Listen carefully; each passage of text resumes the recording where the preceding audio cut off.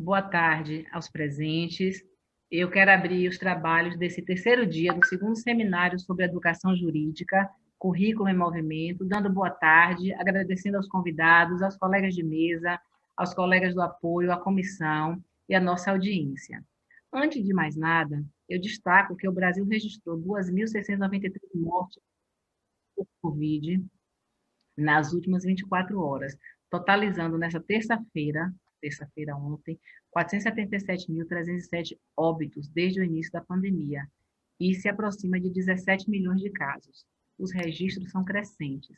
Na Bahia, nas últimas 24 horas, foram registrados 3.427 casos de Covid-19. O número total de óbitos por Covid-19 na Bahia desde o início da pandemia é de 21.939. Neste cenário, muitos se perderam no caminho. E é com grande pesar que prestamos homenagem póstuma ao colega, advogado e ex-presidente da Seção Bahia da Ordem dos Advogados do Brasil, Saul Quadros, que faleceu aos 79 anos na última quarta-feira, dia 2 de junho. Muito triste a perda de um colega tão combativo e importante para a advocacia numa circunstância como esta.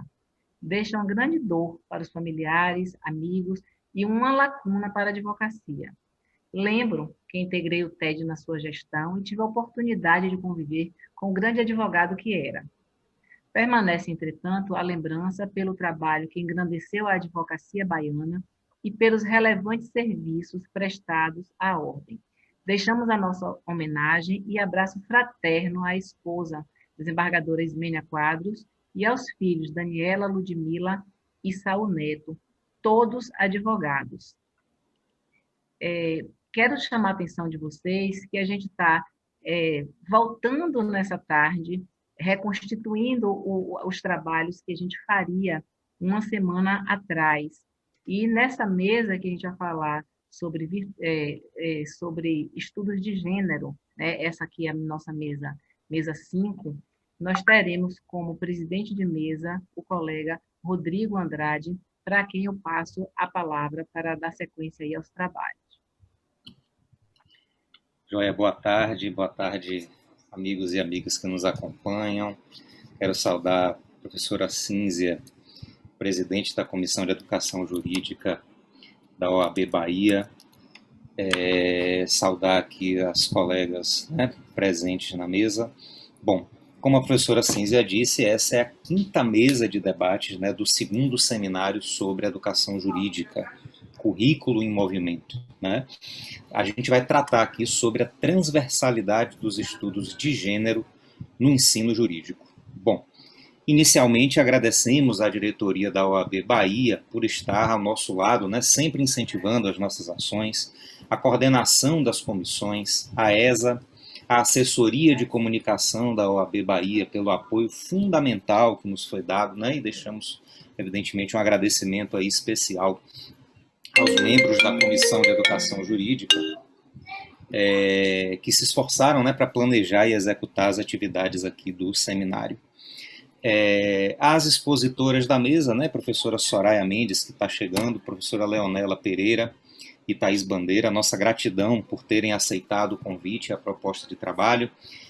Saúdo todos os presentes, quem está aqui na capital, no interior, em outros estados, colegas docentes, advogados, advogadas, estudantes, interessados nesse assunto que vai ser debatido. E aí, né, oficialmente abertos, então, os trabalhos da mesa, eu passo a apresentar os membros. A nossa mediadora hoje, professora Maria de Fátima Cardoso, possui licenciatura em Ciências Sociais pela Universidade Federal da Bahia, e bacharelado em Ciências Sociais também pela Universidade Federal da Bahia. É mestre em Direito e mestre em Planejamento Territorial e Desenvolvimento Social pela Universidade Católica do Salvador. É doutora em Saúde Coletiva pela Universidade Federal da Bahia e atualmente é professora do Centro Universitário Jorge Amado, membro do Núcleo Docente Estruturante do curso de Direito e coordenadora dos eventos já tradicionais lá no curso de Direito sobre posse e propriedade da terra e diálogos sociojurídicos, né, da Unijorge. Ela compõe a equipe de professores da diretoria pedagógica da Secretaria de Educação do município de Camaçari, estuda temas relacionados à violência urbana, vitimizações relacionadas à violência, segurança pública, populações vulneráveis e direitos humanos. É uma colega muito querida lá do curso de Direito da Unijorge e que me deixa muito feliz e muito alegre com sua presença, sempre muito enriquecedora aqui nos nossos trabalhos. Professora Leonélia Pereira é mestra em estudos interdisciplinares sobre gênero, mulheres e feminismos, no PPG NEM da UFBA, é especialista em ciências penais pela Uniderp da Anhanguera, especialista em políticas públicas em gênero e raça da Universidade Federal da Bahia e graduada em Direito pela Universidade Estadual da Paraíba. É advogada, vice-presidenta da OAB subseção de Irecê, Bahia, entre 2019 e agora 2021, mediadora judicial, professora do curso de Direito da Faculdade Irecê, nas disciplinas História do Direito, Antropologia, Direito Constitucional 1, Direitos Humanos, Direito Penal 1 e 2. E a professora Thaís Bandeira Oliveira Passos, que é advogada criminalista, doutora e mestre em Direito Público pela Universidade Federal da Bahia, possui curso de aperfeiçoamento em Ciências Criminais e Dogmática Penal Alemã pela Georg August Universität Göttingen, não sei se a pronúncia está certa, professora, na Alemanha, é professora de Direito Penal na Universidade Federal da Bahia e da Faculdade Baiana de Direito, conselheira da OAB Bahia, diretora-geral da Escola Superior da Advocacia, da ESA, aqui na Bahia, presidente da Comissão de Defesa do Concurso Público da OAB Bahia e membro do Instituto Baiano de Direito Processual Penal da Bahia. Bom, nossa dinâmica de trabalho na mesa vai ser assim, A gente vai ter a mediadora, professora Fátima, que é membro da Comissão de Educação Jurídica da OAB Bahia, que vai fazer giros de perguntas para provocar o debate entre as convidadas, que terão aí em torno de 4 minutos, mais ou menos, para responder. Professora Maria de Fátima, a palavra é toda sua. Boa tarde a todos que estão nos assistindo, prestigiando o nosso evento. É com muita alegria que eu recebo a palavra do meu querido professor Rodrigo. Nós estamos nesse segundo seminário sobre educação jurídica, currículo em movimento. Essa mesa 5 vai tratar de um tema muito sensível, principalmente nos dias atuais, que é sobre transversalidade dos estudos de gênero no ensino jurídico. Eu fico muito feliz de estar pela segunda vez participando desse seminário, que ocorreu o ano passado, o primeiro e esse é o segundo. Então, agradeço muitíssimo pela oportunidade de estar aqui, como professora, de estar nesse lugar, onde seguramente obterei novos aprendizados, e é uma honra muito grande compor essa mesa. Eu cumprimento a Comissão de Educação Jurídica da OAB, tenho também a honra de fazer parte agora, Seção Bahia, OAB Seção Bahia, então, e cumprimento a todos os integrantes, na pessoa da professora Císia, que é essa pessoa muito querida, uma guerreira, uma professora, uma profissional muito inspiradora, com muito zelo, ela coordena a organização desse seminário, e, como já disse, parabenizo, é uma segunda edição do seminário de muito sucesso, as 4 mesas que nós tivemos foram mesas maravilhosas, emocionantes. Então, esse seminário que traz temas que são de extrema relevância para a sociedade em geral e para o ensino jurídico, temas necessários para que a gente debata, possa debater, discutir e entender como esses temas, por exemplo, o tema de hoje, eles não ficam apenas no currículo oculto em algumas disciplinas, mas que eles possam transversalizar todas as disciplinas. Eu cumprimento mais uma vez Rodrigo, que é esse querido professor. Rodrigo é um dos mais criativos educadores, que ele tem muita sabedoria e tem criado metodologias de ensino admiráveis, formidáveis. É sempre uma honra observar a competência e a dedicação do professor Rodrigo, a quem tenho acompanhado já há muitos anos a trajetória como professor. Cumprimento nossas ilustres palestrantes, essas duas mulheres, né? Uma possivelmente chegue daqui a pouco, mas que estão tão empenhadas na construção de saberes, os próprios currículos, não dá para a gente ler o currículo todo, mas esse resumo já diz muito, né? São pessoas que estão contribuindo muito para ampliar conhecimentos sobre as questões de gênero, e que hoje elas vão nos ajudar a abrir pistas, né? Para que possamos refletir um pouco sobre temas que precisam ser melhor debatidos. Nós vivemos, Cínzia trouxe inicialmente um panorama do drama que nós vivemos hoje no Brasil, né? E esses dramas, eles estão ampliando as desigualdades sociais e tornando ainda mais aguda as vulnerabilidades em grande parcela da população da sociedade brasileira. Nós temos tantos números, né? Números, dados assustadores, e poderíamos tratar sobre eles aqui durante dias e dias.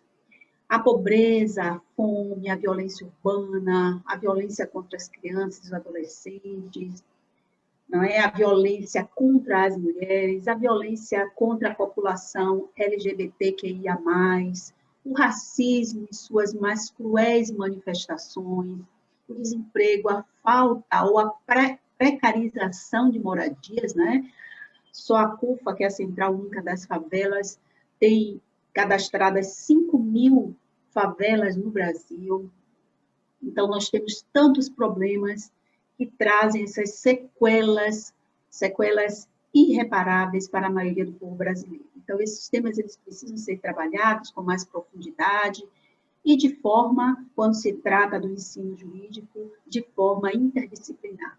Então, nós precisamos urgentemente estabelecer essa pauta, que a gente comece esse movimento, e eu sou muito honrada de estar fazendo parte desse movimento no ensino jurídico, onde a gente possa discutir esses temas, não é? Que ele, como eu já disse, que se amplia para além do currículo oculto. Então, direito e vulnerabilidades devem permanecer no processo constante, contínuo, de formação dos novos profissionais de direito. Antes de passar a palavra para a nossa primeira expositora, eu gostaria até de lembrar aqui um alerta, né, que nos faz Boaventura de Souza Santos, quando ele diz: o ensino do direito e a formação, muito especialmente a formação permanente, assume uma importância central, não só no aumento da eficácia do sistema judicial, como fundamentalmente na sua transformação. Boaventura de Souza Santos nos diz que temos que formar profissionais, né? Ele argumenta nesse sentido, para que a complexidade, né, para novos desafios, para que esses profissionais enfrentem as complexidades para novos desafios e novos riscos. Segundo ele, as novas gerações vão viver numa sociedade que combina uma aspiração democrática muito forte com uma consciência da desigualdade social bastante sólida. E termina dizendo que, mais do que isso, essas gerações terão, né, que desenvolver e saber que está diante de uma consciência muito complexa, feita de dupla aspiração, de igualdade e de respeito da diferença. Então, com essas palavras, eu passo a fala agora para a professora Thais Bandeira, que vai expor um pouco para a gente sobre a ESA. Professora Thais, com muita alegria, muita satisfação, passo a palavra para a senhora. Obrigada, Fátima. Primeiro, boa tarde a todos e a todas. Eu queria agradecer pelo convite de participar dessa mesa, ao lado de pessoas que eu admiro tanto, que eu admiro como professores, admiro como profissionais, e para falar de um tema tão rico, que é a situação da violência de gênero, as formas em que o ensino pode combater esse formato de violência. E queria, especificamente, parabenizar Cínzia Barreto por ser onipresente, Cínzia. Eu acho que eu nunca tive a oportunidade de lhe dizer isso, mas eu tenho uma admiração muito, muito grande por você desde a época da Jorge Amado. Eu não lhe conhecia pessoalmente, comecei a trabalhar no núcleo de prática jurídica lá da faculdade e só ouvia falar na professora Cínzia Barreto, que era, assim, a professora querida dos alunos.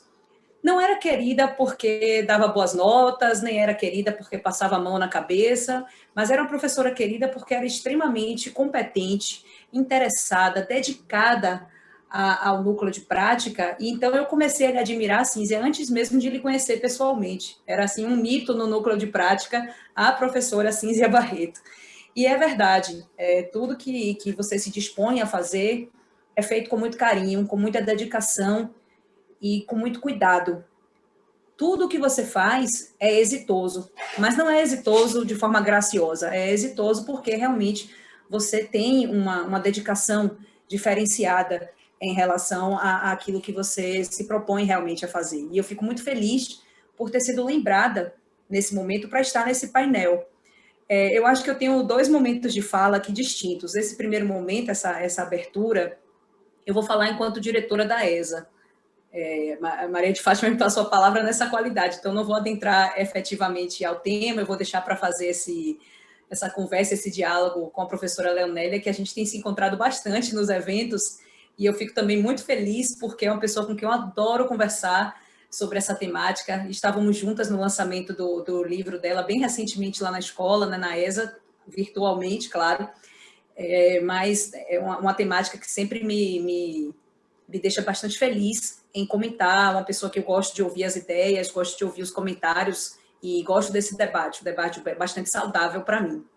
Mas eu queria falar um pouquinho da ESA antes de começar e primeiro agradecer a todos da Comissão de Ensino Jurídico por ter confiado na ESA para promover esse seminário de vocês. Eu acho que cada vez que a escola é lembrada pelas comissões e que a escola consegue levar esses eventos para os colegas e para as colegas, isso engrandece a escola. Então, cada vez que vocês trazem seus eventos para cá e que a gente faz um evento com grande repercussão, isso mostra que a escola tem uma grande importância na advocacia. No ano passado, nós estávamos com vários eventos marcados no início do ano, sentamos em janeiro, fevereiro, começamos a agendar todos eles, e muitos eventos marcados no interior, eventos presenciais que iriam para o interior, e que, de repente, com a situação da pandemia, tiveram que ser suspensos. Num primeiro momento, me deu uma sensação de frustração muito grande, uma sensação de impotência, de que a gente não ia conseguir cumprir tudo aquilo que a gente havia combinado e tudo aquilo que a gente já vinha fazendo em prol da advocacia, não só da capital, como do interior. Mas, de repente, essas novas ferramentas, né, eu acho que o Zoom, o YouTube e a nova forma de utilização dessas ferramentas nos permitiram fazer ainda mais eventos. Nós temos hoje eventos com salas simultâneas, que foi o evento da Jovem Advocacia, mais de uma sala. Meu pai entrou, por exemplo, ficou me perguntando pelo WhatsApp, qual é a sua sala? Tem 3 salas aqui simultâneas. Pai, eu estou na sala 1. Então, assim, coisas que a gente realmente não imaginava que a gente seria capaz de fazer, e a gente, de repente, por uma situação, claro, de pandemia, nós fomos forçados a repensar, nós fomos forçados a nos reinventar. E eu acho que a ESA entrou muito nesse caminho de reinvenção. A ideia de levar os cursos ao interior do estado, eu mesmo já estive com Leonélia presencialmente em Irecê, não lembro se ela estava em Xique-Xique também, eu já fui também em Xique-Xique, pronto. Então, assim, a gente já percorreu quilômetros para estarmos juntos, e agora a gente conseguiu, com essa ferramenta virtual, encurtar as distâncias. A gente consegue capilarizar o ensino, a gente consegue capilarizar os eventos, levando para o interior, levando também para as outras subseções e outras cidades a ideia da escola, né? A ideia de que o debate não precisa ser um debate exclusivo da capital. A gente pode ter professores do interior junto com professores da capital, a gente pode ter advogados e advogadas, tanto da capital quanto do interior, participando, assistindo os eventos, acessando nossas redes sociais. Então, eu acho que o ano de 2020 e o de 2021, apesar deles trazerem grande tristeza com as perdas e com toda a situação de doença que estamos passando, porque ainda que não hajam perdas, existe um abalo emocional muito grande para as pessoas que ficam doentes, para as pessoas que têm familiares doentes, ainda que se recuperem, mas nesse período é um período tenso, é um período preocupante. Mas apesar de tudo isso, apesar dos pesares, a gente tem conseguido levar esse conhecimento, abraçar os colegas e as colegas do interior, diminuir distâncias, levar conhecimento, levar o debate. Eu acho que essa é a grande lição desses anos que estamos aí passando, quase todos em home office, conhecendo, doutores, a casa de cada um, né? A gente está conhecendo agora a intimidade de cada um. A gente fica brincando nos eventos, de vez em quando passa um filho atrás, passa um cachorro, normal, né? O home office tem dessas coisas. Então, eu queria agradecer demais, gente, pelo convite, por estar presente aqui com vocês nesse evento, parabenizar a todos e a todas que estão envolvidos nessa organização e devolver a palavra à nossa mediadora para agora sim a gente começar, agora não mais como diretora da ESA, mas como palestrante para a gente debater, eu e a doutora Leonélia, sobre esse tema. Aproveitando, professora Thaís, né, que a senhora já está aí, gostaria de começar, acho que pode ser assim, né, começar as perguntas pela professora Thaís. Então, o tema do nosso seminário, né, que a gente trata sobre a transversalidade dos estudos de gênero, no ensino jurídico, nós estamos também com esse recorte, né, sobre a questão da violência. E a senhora tem um artigo, né, recém-publicado, um livro, uma coletânea de outros artigos que fala sobre essa questão da violência. E aí eu gostaria de saber, né, a nossa primeira pergunta é se a questão da violência doméstica e familiar contra a mulher pode ser entendida como um fenômeno cultural. Fátima, eu entendo que sim. Eu acho que todas as pessoas que pesquisam e que estudam esse tema vão perceber que é um fenômeno cultural. Sobretudo quando a gente fala nos formatos de violência doméstica e familiar contra a mulher. Eu acho que muitas pessoas só se dão conta de que existe um ato de violência quando essa violência ela se reveste do caráter físico. E aí imaginam que essa é a única forma de sofrimento de violência e de processo de vitimização que essa mulher vai passar. Quando, na verdade, a própria Lei Maria da Penha ela vem trazendo um aspecto muito mais amplo desse conceito de violência. Então, a gente vai ter um artigo 7º nessa lei, que eu acho que é um artigo extremamente interessante, eu tenho falado muito sobre ele nas minhas palestras, porque é importante que as pessoas conheçam e saibam os outros formatos de violência contra a mulher. A gente tem, por exemplo, e aí seguindo um pouco desse artigo 7º, a violência, que é uma violência de natureza moral. A gente vai atrelar essa violência moral à situação da injúria, da calúnia, da difamação.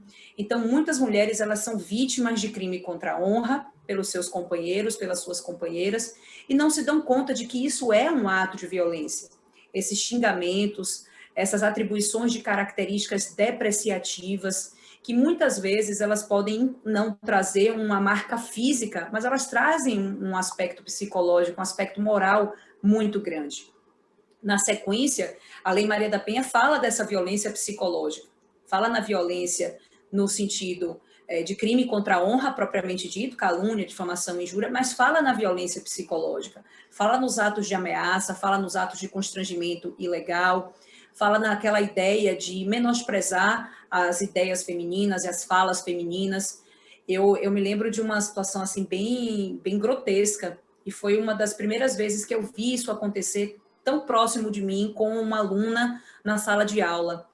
Um namorado chegou no momento que a gente ia fazer uma visita numa unidade prisional, estávamos todos embarcando no ônibus, e ele disse a ela, você não vai subir, eu não quero você dentro do presídio, isso não é lugar para mulher. Então era uma coisa assim, que psicologicamente ela se sentiu naquele momento ali, tendente a não ir efetivamente, a ceder a esse apelo, né? E muitas situações são romantizadas pela sociedade, então aí entra também o aspecto cultural, né, de entender que aquilo ali é para preservar a relação, que aquilo é um ato de cuidado, é um ato de amor, quando na verdade não é. Aquilo é tolher a liberdade de um estudante de direito que queria fazer uma visita a uma unidade prisional.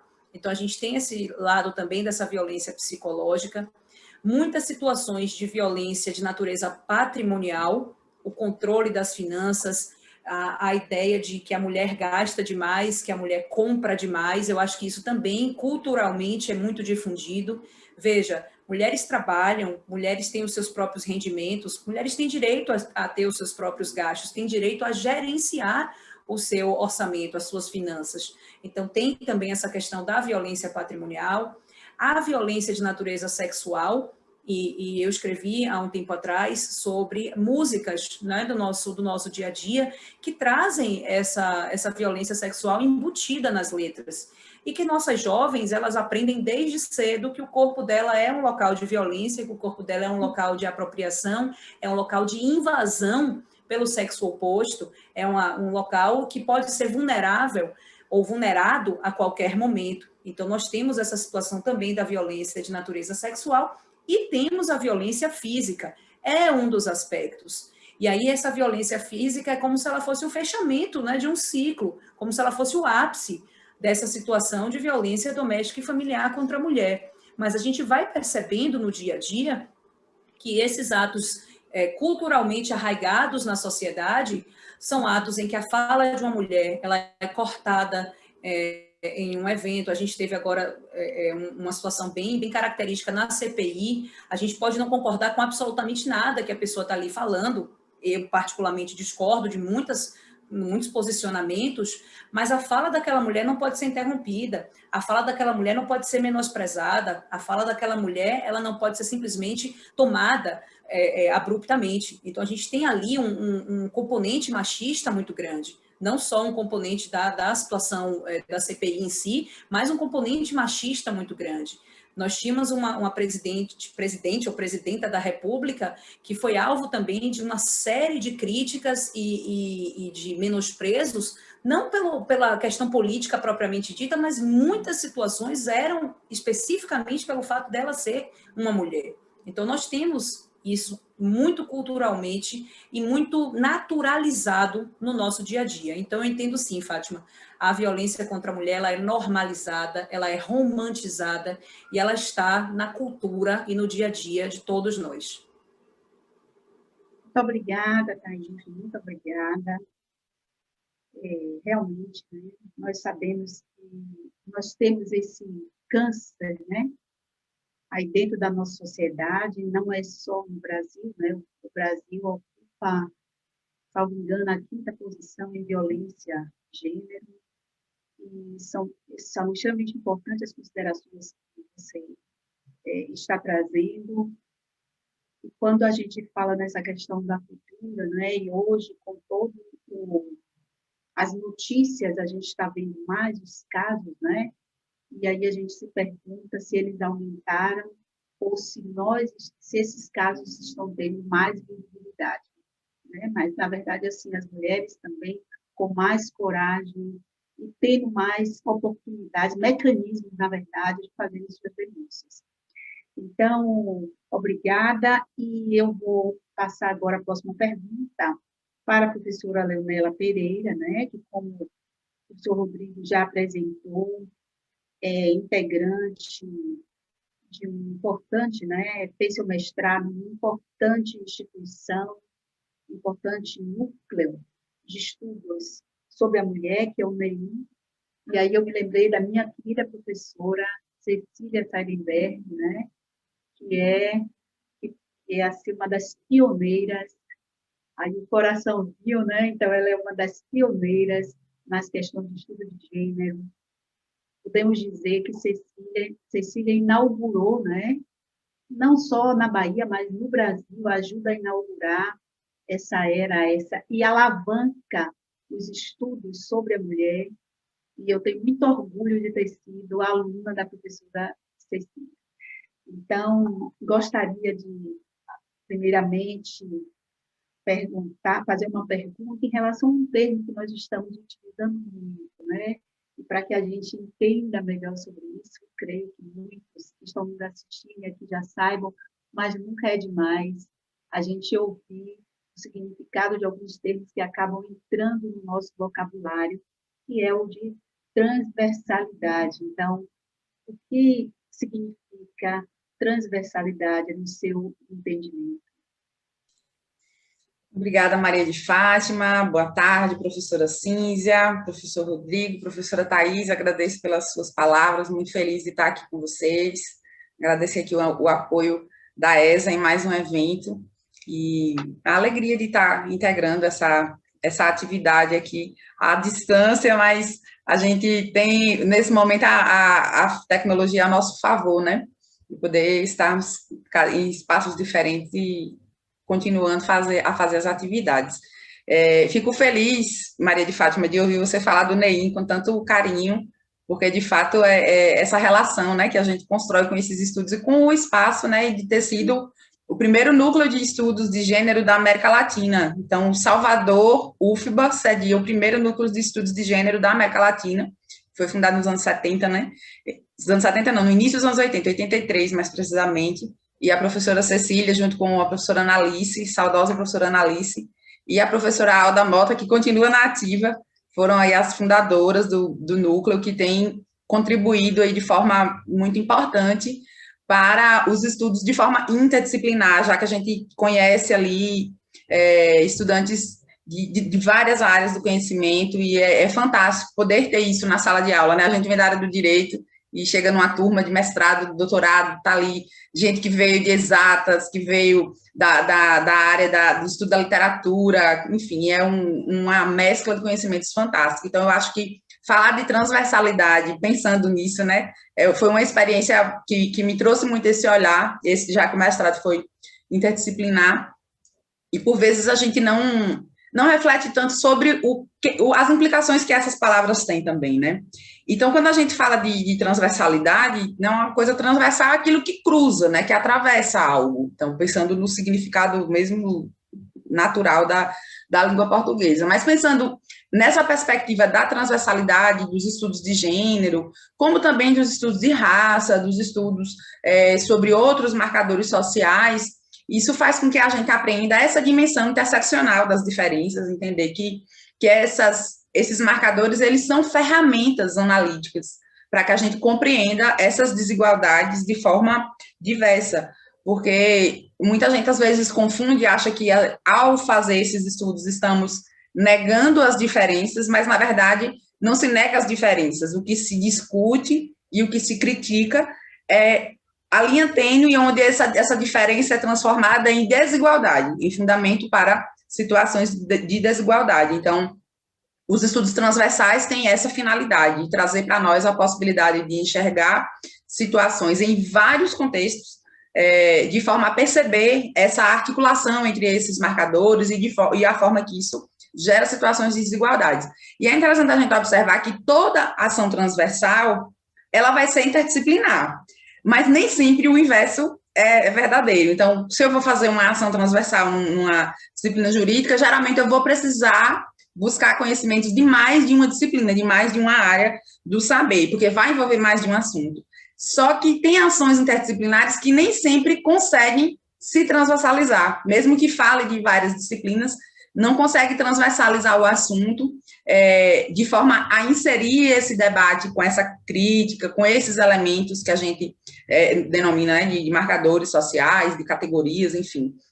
Então, nem sempre gênero, raça, sexualidade, enfim, outros marcadores são trabalhados de forma interseccional. Muitas vezes faz-se um estudo, mas de forma isolada. Ou eu falo de gênero, ou eu falo de raça, ou eu falo de orientação sexual, e muitas vezes eu não articulo essas questões. Então, quando eu consigo não só transversalizar, mas transversalizar ainda de forma interseccional, aí sim eu vou conseguir trazer uma abordagem mais adequada, e isso faz com que a gente perceba experiências diferentes. Então, quando a gente fala em mulher, é até algo bem inadequado a gente falar no singular, porque nós somos mulheres, né, de categorias, de situações completamente diferentes. Então, só a categoria mulher em si, ela já traz tantas diferenças, né, dentro dela em relação à origem, idade, situação econômica, condição física, né, se debate muito sobre essa questão do capacitismo. Então, são debates que, quando eles vêm para o direito, eles exigem que a gente traga uma gama de discussões teóricas, uma gama de discussões legais, e perceba o quanto eles não podem ser trabalhados de forma isolada. A gente precisa, de fato, ter essa abordagem panorâmica que vai, de fato, trazer uma discussão mais adequada. Muito obrigada, professora Leonela. Eu acho que a senhora trouxe uma questão bem interessante para a gente pensar, principalmente no ensino jurídico, né? E nós temos esses temas, como o que a gente está tratando aqui agora, como gênero. O ano passado nós falamos sobre as questões de raça, quando tratamos do primeiro seminário sobre o racismo, né, Cíntia? Nós fizemos esse movimento, e aí é importante a gente entender em que contexto nós estamos pensando na transversalidade, principalmente quando algo que Leonela traz, que é pensar em estudos, né? E que nesses estudos a gente possa perceber quais são os marcadores analíticos e de que forma esses marcadores podem ser tratados nas diversas disciplinas. Eu acho que hoje, né, na atual conjuntura, como eu já falei no início, nós estamos precisando muito fazer esse movimento. No ensino jurídico não poderia ser diferente, né? Então, nós precisamos praticar a transversalidade ao tratarmos de diversos temas, ao tratarmos das normas. Então, nós, professores, temos que pensar, não podemos mais, né, ficar nas nossas caixinhas, mas sim pensar em que medida esses estudos, as nossas disciplinas podem transversalizar para tratar de diversos temas e analisá-los à luz, não é, das diversas disciplinas também. Eu gostaria de perguntar agora à professora Thais. Professora, a senhora tratou inclusive, sobre as diversas formas de violência, né? Violência doméstica e a violência familiar.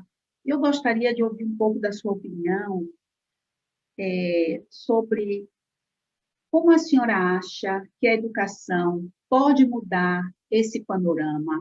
Então, assim, em que sentido a educação pode contribuir para que a gente mude esse panorama, não é? Esse panorama que também tem os seus aspectos culturais, tem os seus aspectos centrados numa cultura patriarcal, não é? Então, nós temos aí heranças muito profundas e danosas, mas em que medida a senhora considera que a educação pode mudar esse panorama?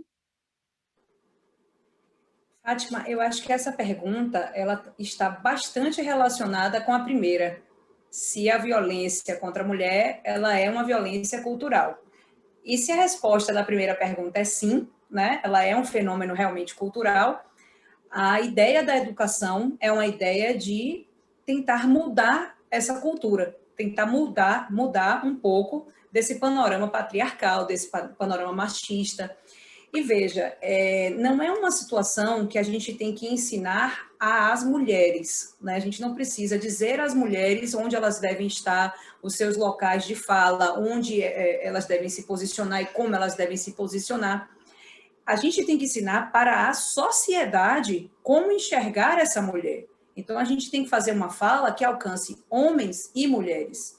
Eu sempre comento que, quando eu trato dessa questão de violência doméstica e familiar contra a mulher, eu trato sobre a perspectiva de quem é mãe de uma menina, para que ela não se torne uma vítima de violência doméstica e familiar contra a mulher, mas eu também sou mãe de um menino. E eu preciso ensinar a meu filho que, de alguma forma, ele também não pode se tornar um homem opressor, ele não pode se tornar um agressor. Então, a perspectiva de enxergar o problema é uma perspectiva ampla. É uma situação assim, bem curiosa, eu já contei isso em algumas palestras minhas. Todo ano, na escola de minha filha, o grupo, né, a sala, eles escolhem um nome para representar grupo Pipoca, grupo Submarino, grupo... E teve um ano, especificamente quando minha filha tinha 6 anos, hoje ela tem 9, que os meninos da sala, eles eram maioria, e eles escolheram o nome Heróis. O nome da turma era Heróis. E aí as meninas foram até a coordenação e pediram à coordenadora para que o nome do grupo ficasse Heróis e Heroínas, porque elas não estavam se sentindo representadas naquele conceito de heróis. Veja, eram meninas que tinham na época 6 anos de idade e estavam com essa perspectiva. Elas também fizeram uma reivindicação na escola do horário do intervalo fosse dividida a quadra. Um determinado momento para os meninos, um determinado momento para as meninas e um determinado momento misto, todos incluídos nesse momento. Por que só os homens podem jogar futebol na quadra no intervalo? Então, isso é uma coisa que culturalmente a gente constrói ou destrói nas nossas crianças. A gente ensina ou desensina, né? Deseduca de alguma forma. Então, a ideia da educação é essa perspectiva, de que a gente pode ir num trabalho bem para e passo, num trabalho bem de formiguinha mesmo, mudando essa mentalidade, explicando às pessoas que aquele ato é um ato de violência, tendo lugar de fala e tendo também momentos de escuta, porque às vezes aquilo que eu estou dizendo aqui nesse seminário, Leonélia me dá uma outra ideia, me dá uma outra perspectiva, então é importante que a gente tenha esses espaços de debate, não só de fala, mas também de escuta. Isso é muito importante e a OAB está levando, inclusive, tem um projeto da OAB em parceria com a ESA, de levar alguns debates que têm um conceito jurídico, mas tem um conceito social muito grande para algumas escolas. É importante que as pessoas conheçam o que são os direitos fundamentais, o que são direitos humanos, o que são os direitos da comunidade LGBTQIA+, da comunidade negra, quilombola. Importante falar sobre o direito das mulheres. Então, isso precisa ser levado, de alguma forma, à sociedade. Não pode ser um debate apenas na OAB, não pode ser um debate apenas entre mulheres, não pode ser apenas na Comissão de Direitos e Prerrogativas da Mulher, é algo muito mais amplo. Então, a gente tem um papel, eu acho que a gente tem um papel, como professor, como professora, a gente tem um papel muito relevante nesse sentido, da gente mostrar, da gente ir pontuando o que é que a gente pode ir fazendo em pequenas atitudes, em pequenos momentos que a gente tem de espaço de falar, como a gente pode se portar para evitar esses atos machistas, para evitar esses atos patriarcais. Eu costumo dizer que eu sou uma pessoa que tento corrigir o mundo. Então, assim, meu pai vai falar alguma coisa, meu pai é um senhor de 60 e poucos anos de idade, foi criado numa outra época, num outro contexto de vida, enfim, apesar de ter sido criado pela mãe, meu pai ficou órfão bem cedo, foi criado pela mãe, mas tem em alguns momentos várias falas que são falas machistas. E eu sinalizo isso para ele. E é uma pessoa que escuta bastante. Então eu digo a ele, olha, meu pai, quando você está falando isso, ele outro dia falava de uma política, ele, essa mulher é muito feia. Eu falei, pai, não importa se ela é feia, o importante é o que ela está falando, o importante são as ideias que ela está trazendo, você concorda, você discorda, você avaliar essa mulher pelo seu aspecto físico é um ato machista. Aí ele presta atenção. Então, assim, esses pequenos trabalhos do dia a dia, esses pequenos diálogos do dia a dia, se levados para escolas, se levados para ambientes universitários, se debatido nas comunidades, eu creio que a gente vai efetivamente conseguindo mudar perspectivas, mudar pensamentos e realmente educar a população. Eu acho que esse é um grande papel da gente como professor, como professora. Muito obrigada, professora Thais. Muito importante a sua fala, pensando nas crianças, né?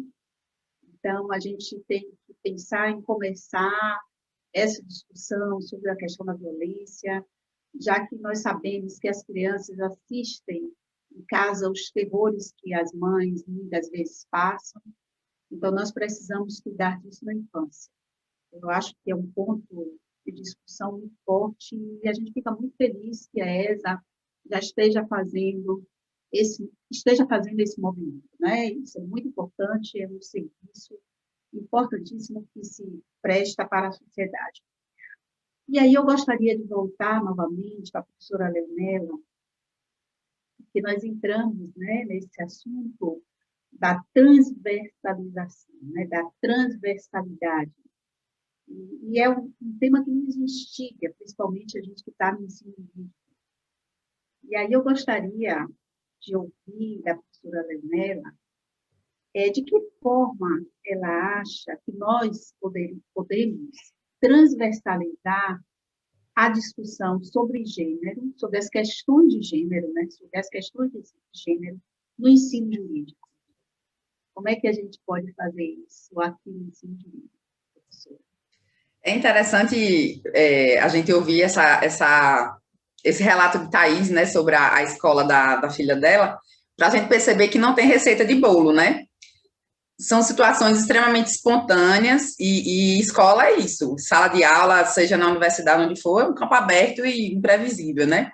Então, a gente tem inúmeras possibilidades, não existe uma receita pronta, cada um vai saber de que forma consegue introduzir esses debates, mas para que a gente possa transversalizar esses debates de gênero em qualquer disciplina que a gente dê aula. Eu não vou falar disso só porque eu trabalho um tema que muita gente acha que é só falar de violência contra a mulher, que não tem outro tema para falar de gênero, né? Mas é uma gama de assuntos assim tão grande que a gente pode fazer isso em qualquer disciplina, trazendo noções, conceitos, discutindo realidades, casos concretos, trazendo essas definições para a formulação das nossas disciplinas. Então, isso é uma forma que a gente coloca um marco intencional nas nossas disciplinas, nos nossos debates, nas nossas aulas, para tratar isso não como um recorte alheio à discussão do direito, como se fosse uma coisa externa, uma coisa que eventualmente você vai trazer para o debate. Não, a gente vai colocar isso de forma intencional, justamente para que se perceba que é necessário discutir essas realidades, que é necessário perceber o quanto esses atravessamentos, eles têm implicações na vida das pessoas, eles têm implicações na interpretação da lei, eles têm implicações na atuação do profissional da área do direito, eles têm implicação ali no momento em que uma sentença é prolatada. Então, não são situações alheias à realidade dos profissionais do direito, e a gente tem essa responsabilidade de trazer isso para a discussão da sala de aula, justamente para que a gente se comprometa a mostrar outras formas de entendimento, né, sobre essa normatividade que é estabelecida em torno dessas condições, que muitas vezes acaba sendo pensada de uma maneira muito estereotipada, muito fixa, e não existe nada fixo. Então, são realidades que, de fato, se transformam, são debates muito recentes. Eu tenho certeza que Thaís, Cínzia, Maria de Fátima, Rodrigo, talvez não tenham nem tido uma aula na graduação que discutisse nada sobre isso que a gente está falando agora. Eu não tive. Então, são debates muito novos, são debates que a gente conheceu na pós-graduação, que a gente conheceu muito tempo depois, de estar formado, de estar no campo mesmo de trabalho. E, assim, para mim, por exemplo, foi um debate que chegou quando eu comecei a advogar. Eu não tive nenhum amparo teórico sobre isso na graduação, e quando eu comecei a advogar, caí dentro do centro de referência da mulher de Irecê, para atender mulheres em situação de violência, e eu percebi que eu não sabia nada sobre violência contra a mulher, que eu não conhecia essa realidade do ponto de vista da ponta mesmo, do Sistema Único da Assistência Social, lá na ponta. Eu não sabia nada disso, eu não vim da graduação sabendo. Então, foi aí que eu fui estudar, na pós-graduação, pesquisar sobre gênero e entender o quanto aquela situação era complexa. Não é uma violência igual uma que a pessoa sofre na rua porque foi assaltada.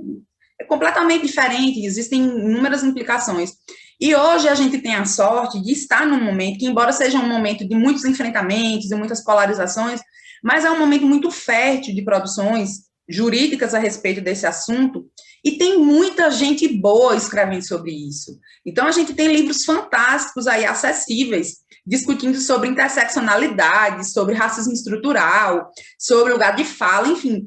A gente tem Carla Cotirene, que é de Salvador, foi minha colega no NEI, né, que teve o seu livro sobre interseccionalidade, um livro elogiadíssimo, trazendo essa discussão, que ela, embora seja da assistência social, ela é assistente social, mas é uma discussão que atravessa muito a questão do direito, e na mesma coleção que ela lançou, o livro dela tem outros juristas fantásticos, né, como Silvio Almeida, como Alessandra Devuschi, que lançou agora de colorismo. Estou esperando chegar o meu, ainda não li, estou ansiosa para ver o livro dela, porque é um debate muito, muito importante, e que a gente sabe muito pouco ainda a respeito. Então, são coisas que vem acontecendo, mas que tem gente preocupada escrevendo. Você vê a Dilson, já está com dela ali, maravilhosa. Eu já vi umas aulas dela, ela é incrível. E a Adilson Moreira, que assim, eu estou assim, encantada com a Adilson Moreira, com a produção científica dele. Teve aquele primeiro livro que é dessa coleção, O Racismo Recreativo, né, que é o pequenininho de bolso, aquele tratado imenso de direito antidiscriminatório, que é assim uma obra-prima. E agora ele está lançando, vai sair em breve, eu estou ansiosa aqui, aguardando o lançamento do Manual de Ensino de Educação Jurídica Antirracista. Então, é um livro que está sendo muito esperado, é um jurista fantástico, tem uma produção recente, muito importante, e está sendo maravilhoso poder estar na sala de aula tendo acesso a esses materiais. Então, eu acho que a gente tem muita munição agora, né? A Djamila também. Pequeno manual antirracista, tão importante para a gente trabalhar em sala de aula, né? Tão importante para trabalhar em sala de aula. Eu queria, Fátima, se você me permitir, uma intervenção depois na fala de... Tá. Quem tem medo do feminismo negro? Então, assim, tem muita coisa, né, para a gente estar trabalhando. Bom. Pois não, professora Thaís, pode...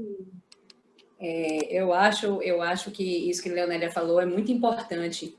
Vocês estão todos preparados, né? Vieram todos preparados para mostrar os livros. Eu depois vou olhar aqui para trás, porque eu tenho de Leonélia bem aqui por cima, por conta do lançamento, eu quero mostrar também. Aí, rupturas e recomeços, olha ele ali. Uma questão assim, que eu sinto muita diferença nessa questão do ensino. Na minha época da graduação, quando eu fiz a matéria, por exemplo, de Direito Penal, na cadeira de Direito Penal da UFBA só existiam professores homens. A gente tinha uma professora, que é a professora Maria Auxiliadora Minaim, que pegava a cadeira optativa de Estatuto da Criança e do Adolescente, mas praticamente todas as cadeiras de penal eram cadeiras ocupadas por homens.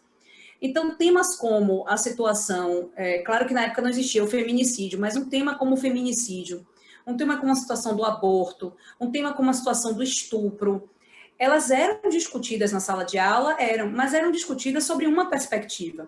Eu acho que quando a gente coloca uma mulher, quando a gente coloca uma pessoa negra, homem ou mulher, da sala de aula, a gente traz outras perspectivas que precisam estar ali.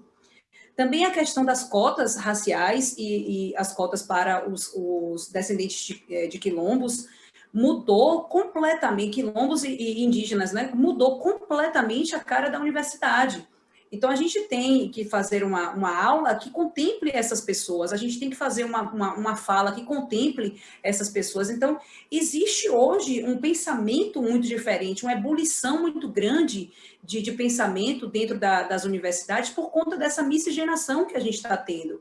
Hoje, a gente vai pensar aqui nas professoras de penal, da UFBA especificamente, a gente vai pensar em Juliana Damasceno, em Alessandra Prado, a gente vai pensar na Maria Auxiliadora Minaim, Selma Santana, Daniela Portugal. A gente tem hoje muito mais professoras do que professores homens. Então, querendo ou não, é uma mudança de discurso. Não que só possam ter professoras dessas matérias, mas é importante também que tenham professoras dessa matéria. E aí, já puxando também um pouquinho, Fátima, para a questão da ESA, eu tenho tido algumas dificuldades quando chegam projetos de cursos, de eventos lá na escola, em que só tem pessoas brancas, só tem homens. Gente, não é possível. A gente tem hoje um conselho da OAB paritário, né? 50% de mulheres e de homens. No número de inscrições na Bahia, nós temos mais mulheres do que homens, um pouco a mais, mas nós temos mais mulheres do que homens. Nós temos diversos alunos e alunas negras que estão se formando, e não é possível que a gente não consiga montar um seminário contemplando essas pessoas, a gente não consegue montar um seminário contemplando mulheres, não consegue montar um seminário contemplando negros. Então, é uma preocupação que nós que estamos em algum determinado lugar que a gente pode fazer esse tipo de intervenção, a gente deve fazer. A gente deve tentar mudar um pouco da nossa micro-realidade, né? Eu acho que a gente tem um papel muito grande nisso, que era o que a Leonélia falava sobre os debates em sala de aula. O nosso olhar contamina, no bom sentido, os nossos alunos e reverbera, né? Isso vai sendo proliferado de alguma forma. Era essa a minha intervenção. Obrigada, Thaís. Leonela, vou passar a palavra, Leonela quer dar uma palavra minha, por favor, antes da próxima pergunta. Eu queria acrescentar uma coisa, né, que me lembrei aqui ouvindo Thaís, o quanto a cara, né, do estudante de direito mudou. Então, quando eu fui fazer a graduação na Paraíba em 2005, eram raras as pessoas que a gente encontrava que eram negras dentro do curso, ainda mais que é um curso de universidade pública, né? Eu fiz vestibular tradicional, ainda na época ainda não tinha cota de escola pública, nada disso ainda no vestibular da UEPB na época. E aí eu me lembro que tem uma grande amiga minha do Ceará, que nós temos os cabelos muito parecidos, e como só tinha nós duas praticamente, às vezes as pessoas nos confundiam, via um e achava que era outro. A gente nem se parece, assim, rosto, nada, mas só por conta da referência do cabelo, aí já muita gente me chamava de Nayara e chamava ela de Leonelle, já misturava, porque nós éramos pessoas diferentes dentro daquele espaço, não era uma presença comum. E aconteceu uma situação comigo agora já, depois que eu estava dando aula, que inclusive eu compartilhei quando o Cínzia me mandou o convite para participar da campanha, né, da Comissão de Apoio aos Professores, junto com a Comissão de Educação Jurídica, falando dessas experiências relacionadas à questão de racismo. E aconteceram algumas coisas comigo na época, como estudante, mas a experiência que eu fiquei assim, mais profundamente marcada foi essa mais recente, que eu comecei a dar aula, e aí, já no segundo semestre que eu estava com essa turma, um dia numa aula de antropologia, a gente discutindo sobre as teorias racistas, né, o racismo científico, e comentando várias coisas, e uma aluna que era muito quieta, ela quase não falava, raramente ela falava alguma coisa, assim, era muito presente, era uma excelente aluna, muito estudiosa, mas não costumava falar na aula, e nesse dia ela pediu para falar. E aí ela disse, professora, eu preciso falar uma coisa, eu quando fiz o vestibular, eu fiquei imaginando, meu cabelo era igual ao seu, só que eu nunca tinha visto uma advogada com os cabelos crespos, e aí eu imaginei que eu precisava alisar meu cabelo antes de entrar na graduação, porque eu ia passar a frequentar lugares em que não era natural que eu estivesse dessa maneira. Só que aí, quando eu cheguei na sala e vi a senhora com esse cabelo para cima, eu estava com o cabelo maior, assim, bem volumoso, e aí eu fiquei, meu Deus, por que ninguém me falou que eu podia também chegar aqui e estar com o cabelo... Então, assim, ela não perguntou a ninguém, mas ela fez uma leitura do que ela via dos profissionais, ela não conhecia nenhuma advogada negra, nenhuma advogada com os cabelos cacheados, e ela ficou em crise quando viu que ela tinha feito algo que ela não tinha vontade, que ela não queria ter o cabelo dela cacheado, alisado, mas alisou por entender que ela precisava preencher um padrão de aparência, que o cabelo dela não era adequado. Eu tive dificuldade de continuar a aula depois, assim, porque foi uma coisa que mexeu tanto com a turma, aquela forma como ela expôs aquela situação, e, enfim, a gente conversou muito, depois acabou que isso virou o mote da aula, né, a gente continuou e foi uma coisa, assim, muito profunda, a turma inteira ficou muito mexida com isso. E aí, quando a gente entrou nesse processo de aula à distância, o ano passado, quando eu mandei o vídeo para a Cínzia, eu mandei uma mensagem para ela e falei, eu não identifiquei você, mas eu compartilhei essa experiência, porque foi algo que realmente me marcou muito. Aí ela me disse, Pro, eu estou aproveitando que não estou saindo de casa, estou fazendo transição, meu cabelo já está quase todo natural de novo, então quando a gente voltar para a aula presencial, ela já está se sentindo livre de novo por ter entendido que não precisava ter feito, mas é muito ruim que alguém tenha imaginado que não ia ser aceito nesse espaço por entender que tinha que preencher um padrão de aparência, e foi algo, assim, realmente transformador, ainda mais com esse desfecho, né, dela ter trazido essa novidade agora. Eu estou ansiosa para voltar para a faculdade para vê-la chegar lá com seu cabelo natural, vai ser maravilhoso. Obrigada, Leonela, muito obrigada. Nós poderíamos, né, também continuar aqui com esse tema, porque quando você fala da inserção de alunos, né, de negros na universidade, eu dou aula numa instituição privada e acompanhei, né, assisti à chegada dos alunos negros na universidade.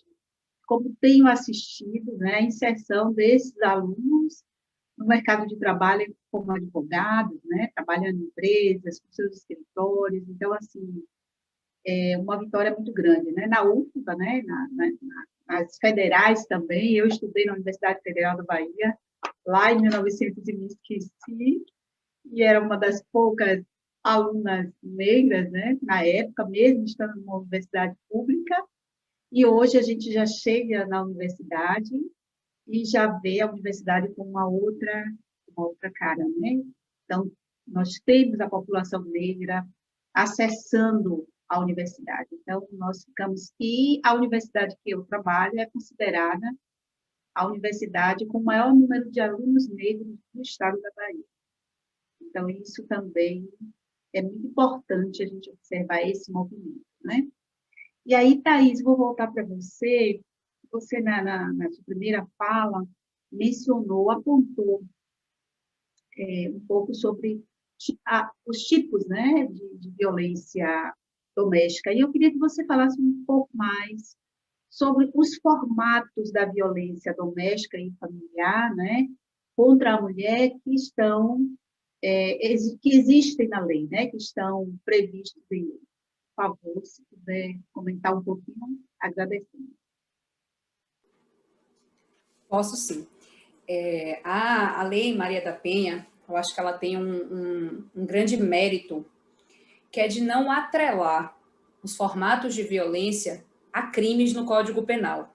Ela é uma lei autônoma, muitas vezes ela se socorre do Código Penal, mas nem sempre a gente consegue correlacionar exatamente aquilo que está na Lei Maria da Penha com tipos penais. E isso não quer dizer que a mulher não possa buscar um amparo legal, por exemplo, através de uma medida protetiva de urgência, se ela sentir que ela está sendo vítima de algum tipo de violência ali descrito na Lei Maria da Penha. Ainda que a gente não consiga apontar um tipo penal correspondente. Então, em muitas situações, a gente consegue fazer esse casamento. Então, a gente falou aqui da violência moral, por exemplo, que se encaixa nos tipos penais de injúria, calúnia, difamação. Mas a violência psicológica, a gente nem sempre vai conseguir encaixar num tipo penal. Pode ser uma ameaça, pode ser um constrangimento ilegal, mas podem ser outros atos de violência psicológica que não correspondam necessariamente a um crime. Isso não quer dizer que ela não está sendo vítima de violência. Eu tive uma experiência que eu advoguei para uma pessoa, eram dois empresários, né, casados, um empresário e uma empresária. Eles dividiam algumas empresas, e no momento em que eles fizeram o divórcio, que eles fizeram a separação desses bens, ou estavam nesse processo de separação dos bens, uma das empresas que era administrada por ela ia todas as tardes a essa empresa, ele ia, se sentava ao lado dela, quando ela abria a tela do computador, ele ficava encarando tudo aquilo que ela estava fazendo. Se você me perguntar que tipo penal é esse, eu não vou saber lhe dizer. O fato de você olhar o trabalho do outro, encarar o outro enquanto trabalha, encarar o outro enquanto desenvolve suas atividades, ou se sentar ao lado numa empresa que também é sua, mas como uma forma intimidatória de dizer, olha, eu sei o que você está fazendo, olha, eu vou olhar cada detalhe da sua atividade profissional, você não vai ter paz aqui no seu local de trabalho, até que você peça para sair, até que você me entregue a administração dessa empresa. Então, a gente percebe aí uma violência psicológica muito forte e que a gente não necessariamente vai atrelar a um tipo penal. Eu acho que a Lei Maria da Penha tem esse condão, da gente poder caracterizar alguns atos como atos de violência sem tipo penal. A gente falava também sobre a situação da violência de natureza sexual. E aí eu brinquei falando da questão das músicas. A gente tem naquela música de Jennifer uma frase, que é uma frase que eu sempre dou exemplo aos meus alunos como um caso de violência de natureza sexual. Ele diz na música que conheceu Jennifer no Tinder, né, no aplicativo de relacionamento, conheceu Jennifer no Tinder e que Jennifer faz umas paradas, né, o termo que ele usa, faz umas paradas que eu não faço com você. Então, essa comparação entre as parceiras sexuais para que, de alguma forma, a mulher se sinta tentada ou tendente a ter que realizar a conduta A, B ou C, que ela não gosta, que ela não tem interesse, que ela não quer fazer. Se você me perguntar se isso necessariamente é um tipo penal, não, nem sempre vai ser. Nem sempre é praticado com violência, com grave ameaça, com fraude, nem sempre a gente vai conseguir atrelar a necessariamente um tipo penal. As situações também da violência de natureza física, muitas delas não vão deixar marcas, não vão ser caracterizadas como lesões corporais. Um empurrão, um puxão de cabelo, alguma outra situação que não deixe necessariamente marca física, seria uma mera contravenção de vias de fato, por exemplo, é o máximo que eu consigo pensar, mas aquilo ali simbolicamente é muito forte, né? a demonstração de poder, a demonstração de vulnerabilidade do ato de ser mais forte do que a mulher, isso é muito característico de relacionamentos abusivos. Então, Fátima, nem sempre a gente vai ter esses formatos de violência física atrelados a tipos penais. Eu acho que isso é importante que a gente diga, principalmente para as mulheres, para que elas percebam que estão sendo vítimas de violência antes de chegar num soco, num tapa, numa tentativa de feminicídio, numa coisa mais grave. Antes de passar para as nossas próximas perguntas que tínhamos aqui, apareceu uma das pessoas, né, que está nos acompanhando, fez uma pergunta aqui que eu achei bem interessante, talvez aí nós pudéssemos, né, se pudesse responder. A pergunta é a seguinte: se os crimes de violência contra a mulher dependem da queixa da vítima, e se a desistência da queixa encerra a investigação? Aí, se você pudesse responder agora e depois nós voltaríamos. Né? Você, Leonela, também.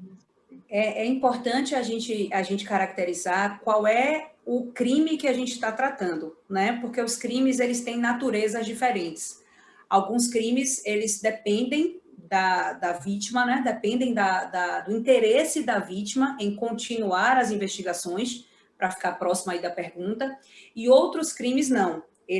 A gente vai dizer que a ação penal é pública, depende da polícia, depende do Ministério Público, e é pública incondicionada, não depende da palavra da vítima. Então, por exemplo, os formatos de violência física, as lesões corporais, ainda que leves, viu? Ainda que leves, as lesões corporais, o feminicídio, a tentativa de feminicídio, eles não dependem da vítima.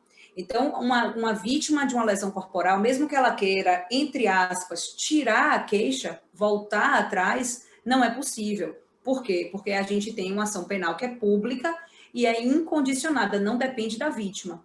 Outros crimes, sim. Outros crimes a gente tem essa possibilidade. Por exemplo, os crimes contra a honra. Os crimes contra a honra, eles admitem essa disponibilidade de propor a ação penal e voltar atrás, fazer acordo, fazer conciliação. Em outros crimes é possível. Então, a gente precisa saber qual crime que está acontecendo, né? Qual seria o tipo penal que a gente vai tratar, para saber se é possível ou não esse voltar atrás, essa retratação da mulher, da retratação da vítima.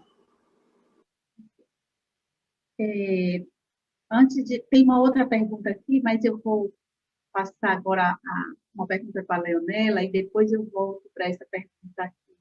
Um dos nossos participantes está fazendo uma outra questão, tá?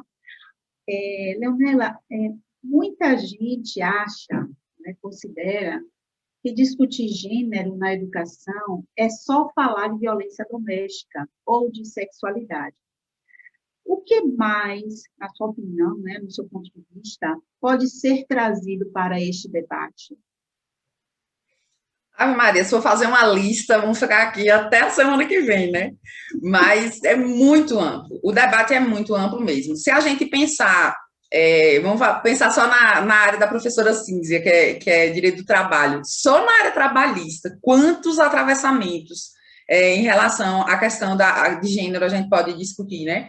Não só pela situação da trabalhadora gestante, que é a coisa mais óbvia que se pode imaginar, mas o quanto ainda há desigualdades em relação aos salários, na ocupação de cargos iguais, né, exercendo trabalhos com a mesma função, às vezes até com mais formação na área, né, com mais anos de experiência, com mais títulos, mas muitas vezes recebendo menos, né, fala-se que em torno de 30% menos. O quanto nós temos um número muito menor de mulheres ocupando cargos de chefia, cargos, né, de gestão, que estão chefiando muitas pessoas, mesmo que tenham capacidade técnica para isso. Se a gente pensar na política, nossa senhora, a gente está falando da situação da advocacia, por exemplo, nós somos já a maioria da advocacia, e pensando na política partidária, nós somos também a maior parte do eleitorado ali, um pouquinho a mais, né, 51% mais ou menos do eleitorado, mas isso não se reflete na ocupação dos cargos no legislativo, no executivo. Então, esse número, claro, ele vem aumentando, mas assim, de forma bastante lenta. Então, é uma representação ainda muito pequena, considerando o número, né, do eleitorado. E as pessoas ficam, muitas vezes, atribuindo a culpa apenas às mulheres por não votar nas mulheres. Mas o fato é que não se entende de forma direta, natural, esse espaço como um espaço tipicamente feminino, né? Aquela coisa da divisão mesmo do público-privado, entendendo o espaço público como um espaço majoritariamente masculino, e a política está também envolvida nessa concepção do ambiente público. Então, quantas vezes a gente vê as pessoas relatando que numa entrevista de emprego, a pessoa, para os homens não se pergunta se tem filhos ou se pretende ter filhos, mas para as mulheres perguntam se tem filhos, pretende ter filhos com quantos anos, que isso terá implicações numa possível contratação ou não. Para os homens ninguém pergunta, quem fica com seus filhos quando você vai trabalhar? E muitas mulheres relatam que ouvem essas perguntas. Então, são situações que parecem muito, muito simples, sem importância, mas elas têm atravessamentos imensos. Se a gente pensar na forma como os papéis são desempenhados dentro da família, né? A gente fala em empoderamento, né? Uma palavra que muita gente está usando hoje, mas às vezes de forma também muito inadequada, porque às vezes as pessoas atribuem a ideia de empoderamento só a você se arrumar melhor, né? Aparecer bonita, enfim. Empoderamento, isso também faz parte, claro, né? O empoderamento psicológico, que é o sentir-se como alguém que traz o poder da sua vida para as suas mãos, né? O núcleo da palavra é poder, né? O radical da palavra. Só que passa por muitas outras questões. Se a gente pensar são 5, né, as dimensões do empoderamento, e se fala no empoderamento familiar, que é a capacidade da pessoa realmente tomar decisões sobre a sua família, o que fazer, se vai ter filhos, se não vai, a educação dos filhos, a própria administração da economia doméstica, né?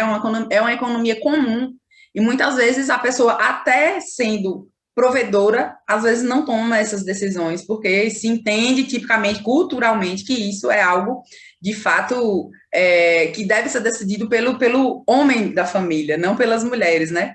Que é até uma frase interessante, que naquele documentário muito conhecido, né, dos anos 90, o Acorda, Raimundo, Acorda, que tem aquela inversão, né? Que ele está tendo um pesadelo, que ele está no lugar da mulher dele, e ele sofre violência quando vai pedir dinheiro para fazer a feira, aquela coisa toda. E aí tem um episódio já quase no final que ele quando vai falar que está grávido, e ela começa a responsabilizá-lo sozinho pela gestação. E aí começa a bater nele, dizendo, você agora vai ver quem é a mulher dessa casa. Então, é uma frase que geralmente a gente ouve o contrário, que no sonho era tudo ao contrário, né? Então, assim, você vai ver quem é a mulher da casa. Então, não era o homem da casa, era a mulher da casa, porque estava tudo invertido. Então, aquele documentário ele é bem interessante para a gente virar essa chave, né? E perceber o quanto essas coisas fazem parte do nosso cotidiano e a gente não percebe. Isso que Thaís falou da música, o quanto é presente na música discursos que colocam a mulher numa situação de vulnerabilidade, né, que trazem posições discriminatórias, discursos muito, muito perigosos também.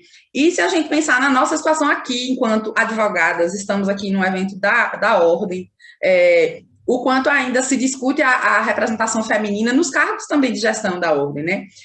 A gente vai ter, inclusive, um simpósio temático em julho. Eu e Thaís estamos aí fazendo dobradinha direta agora, né? Em julho a gente tem um simpósio temático lá do Fazenda de Gênero da Federal de Santa Catarina, junto com Daniela Portugal, e o trabalho que eu vou apresentar nesse evento é sobre a participação das mulheres nas diretorias das subseções da Bahia.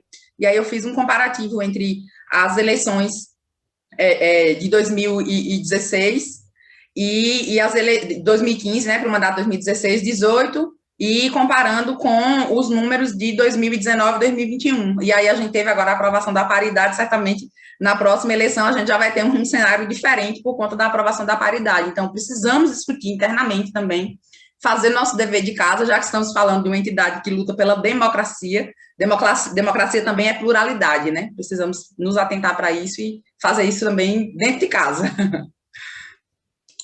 Muito obrigada, Leonela. Vamos prestigiar os nossos participantes, né? E tem 2 perguntas aqui, antes de passarmos para as demais. Tem 2 novas perguntas que chegaram. Uma, aí nós vamos ver, Thaís e Leonela podem se dividir para responder. A primeira é, o que pode ser feito pela mulher quando está sendo ameaçada pelo companheiro que não aceita o final do relacionamento? Essa é uma. A outra pergunta é, a Lei Maria da Penha poderá ou deverá ser aplicada à violência doméstica de casais homoafetivos? Então, vamos tentar responder essas duas questões, né, para os nossos queridos participantes. Quem começa, Thaís? Eu vou começar, então, com a primeira. Tá. A mulher que é vítima de ameaça, ela precisa procurar as autoridades policiais, ela precisa procurar, se tiver na cidade, né, delegacia especializada de atendimento à mulher. Essa situação de ser ex-companheiro ainda enseja a aplicação da Lei Maria da Penha, então é possível a aplicação, mesmo se forem ex-namorados, ex-marido, ex-companheiro, é possível sim essa aplicação da Lei Maria da Penha. E nessa comunicação às autoridades policiais, a mulher pode, naquele mesmo momento, pedir a ideia da medida protetiva de urgência, né? Na própria delegacia, ela pode representar também pelo pedido de medida protetiva de urgência. Nada impede que essa mulher procure, por exemplo, a Defensoria Pública ou um advogado ou advogada privada também para fazer esse pedido de medida protetiva de urgência. Nessas medidas protetivas de urgência, como a pessoa está narrando aqui uma situação de ameaça, será deferida no sentido de evitar que esse ex-companheiro se aproxime, e aí vai ter determinada distância, né, que ele não pode se aproximar, então não pode se aproximar por menos de 500 metros. A gente hoje também tem muitos deferimentos de protetivas, no sentido de não ter a comunicação através de rede social, porque às vezes não existe uma aproximação física, mas existe uma aproximação de natureza virtual, via Instagram, Facebook, WhatsApp, então também pode ficar vedada essa aproximação. E na própria medida protetiva vem uma advertência ao final de que o descumprimento dessa medida enseja a aplicação de lei penal em relação ao crime do descumprimento da Lei Maria da Penha. Então, isso também tem um peso muito forte, né? Tem uma conotação já demonstrando que o direito penal ali está como se fosse de olho, né, no cumprimento dessas medidas. O seu descumprimento tem uma consequência de natureza penal. Então, aconselho a procura da delegacia, se houver no local delegacia especializada, se não qualquer delegacia, fazer essa ocorrência pelo crime de ameaça e, na ocorrência, fazer o pedido da medida protetiva de urgência ou procurar a Defensoria Pública ou advogados privados para a realização desse pedido de medida de proteção. Então, vou responder a outra pergunta. Em relação a casais homoafetivos. É importante destacar que Gilmara, inclusive, é minha aluna, viu? Obrigada, Gilmara, estar acompanhando aqui com a gente.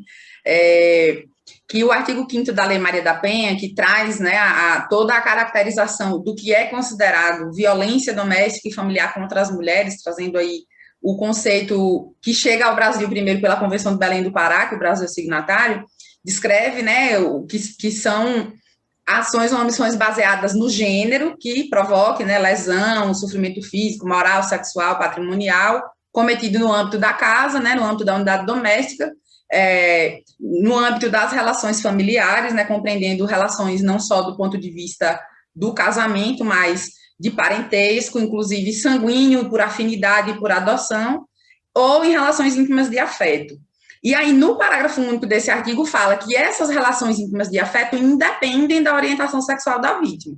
Então, se for uma relação homoafetiva de duas mulheres e que acontecer uma situação de violência de uma parceira contra a outra, essa parceira, sim, pode pedir uma medida protetiva com base na Lei Maria da Penha, porque, embora, majoritariamente, as agressões partam de homens, parceiros, em sua maioria, em nenhum momento a Lei Maria da Penha diz que é um agressor, mas da violência praticada no âmbito das relações domésticas.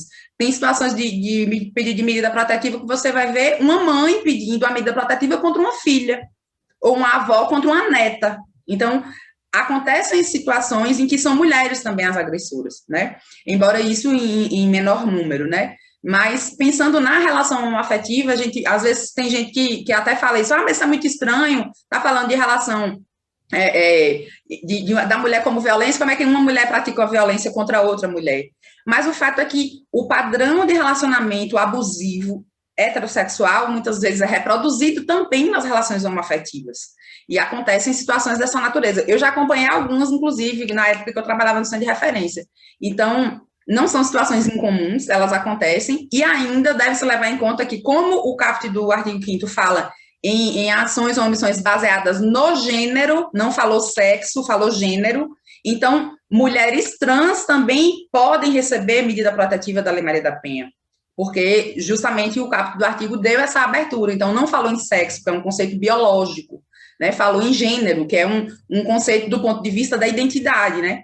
Então, uma mulher trans sendo vítima de violência no âmbito da sua casa, numa relação familiar ou numa relação íntima de afeto, ela pode pedir uma medida protetiva com base na Lei Maria da Penha. Foi um debate que acabou sendo muito polemizado no momento de discussão da lei do feminicídio, que no seu projeto original tinha, né, falando da condição de gênero, né, o homicídio quando cometido naquele contexto, considerando a peculiar condição de gênero, e aí tiraram a palavra gênero e colocaram sexo, justamente para que não utilizassem a qualificadora do feminicídio para mulheres trans, mas já há decisões, né, existem jurisprudência já nesse sentido, mas a intenção do legislador naquele momento foi excluir a mulher trans como alguém que poderia ser enquadrada como vítima de feminicídio, né, na tentativa de diminuir essa incidência dos homicídios qualificados. Muito bem, obrigada, Leonela, muito obrigada. Agora eu gostaria de fazer uma pergunta para a professora Thaís, né, de algo que é bem delicado, que é sobre o feminicídio. Há 3 dias atrás, nós tivemos já a divulgação de uns dados, né, bem tristes, que em 2020 nós tivemos 1.338 casos de feminicídio que foram oficialmente registrados, né? Então, pode ter aí uma cifra oculta que a gente não conhece. Então, diante desse triste quadro, né, que nós temos no nosso país, eu gostaria, professora Thaís, de ouvir um pouco o que é o crime chamado de feminicídio. Esse crime. Se você puder falar um pouco para a gente. Posso sim. Primeiro eu queria falar uma questão bastante importante desse período de pandemia. No ano passado, no momento crucial da pandemia, em que as pessoas realmente começaram a respeitar esse momento do fique em casa, a gente teve uma queda vertiginosa dos registros de ocorrência nas delegacias especializadas de atendimento à mulher. Paralelo a isso, a essa queda desse número de registros, houve um acréscimo muito grande dos homicídios, né, especificamente feminicídios tentados e consumados. Então, a gente mostra que essa queda do número de registros não necessariamente demonstrava uma diminuição dos casos de violência doméstica e familiar contra a mulher, apenas demonstravam menor acesso dessas mulheres às delegacias, que permaneciam fazendo os atendimentos de natureza presencial. Foi necessário ali um repensar sobre essas formas de comunicação com a delegacia, formas de comunicação com o Ministério Público, porque as mulheres não estavam tendo acesso e estavam sendo vítimas de crimes graves e não estavam tendo acesso à comunicação. Então, voltando para a ideia do feminicídio, especificamente sobre essa pergunta. O feminicídio ele não é um crime autônomo. Se você procurar no Código Penal o crime de feminicídio, você não vai encontrar. O feminicídio é, na verdade, uma qualificadora dentro do crime de homicídio. É uma qualificadora relativamente nova, inserida em 2019 no Código Penal, que traz a pena do homicídio, que seria de 6 a 20 anos, que é o patamar do homicídio simples, para uma pena de 12 a 30 anos, quando ele é realizado contra a mulher por razões do sexo feminino. E aí a professora Leonélia já fez a explicação que anteriormente a gente tinha a expressão gênero feminino, houve uma mudança no projeto original para colocar a palavra sexo feminino, atrelando necessariamente ao conceito biológico. Só que é muito simples a gente trabalhar hoje com essa questão da mulher trans, é só a gente interpretar o conceito de mulher. Crime praticado contra a mulher, em razão do sexo feminino, a gente pode, inclusive, esquecer esse final e trabalhar com o conceito de mulher. O que é mulher? Mulher é apenas aquelas pessoas que biologicamente possuem os órgãos sexuais femininos, ou são mulheres as pessoas que socialmente são lidas como tais, né? Então, a gente vai trabalhar com esse conceito. O feminicídio, ele aparece no Código Penal como qualificadora do homicídio, num contexto em que houve uma CPMI, uma Comissão Parlamentar Mista de Inquérito, que durou alguns anos, porque nesse intervalo de tempo veio a Lei Maria da Penha, então precisou prolongar um pouco mais essa CPMI para pesquisar e mapear todos os casos de violência, todos não, né? Todos os conhecidos casos de violência doméstica e familiar aqui dentro do Brasil. Ela durou de 2002 a 2012, então foi uma pesquisa extensa. Contou não só, gente, com dados oficiais, porque nem todos os casos de violência doméstica e familiar são registrados. É importante que se diga isso. Então, existem muitas cifras ocultas. Existem mulheres que procuram núcleos de apoio, mas não procuram instituições formais de combate, não vão procurar Ministério Público, não vão procurar delegacias, vão procurar redes de apoio. E também foi pesquisado esses números nessas redes de apoio. Então, essa CPMI, ela durou um tempo bastante extenso, porque em 2006 surgiu a Lei Maria da Penha. Num primeiro momento, os números de registro pareciam que tinham caído, né? Ou pelo menos se mantinham estáveis, até que os números voltaram realmente a subir com a Lei Maria da Penha, mostrando que os índices de violência doméstica e familiar, na verdade, não diminuíram.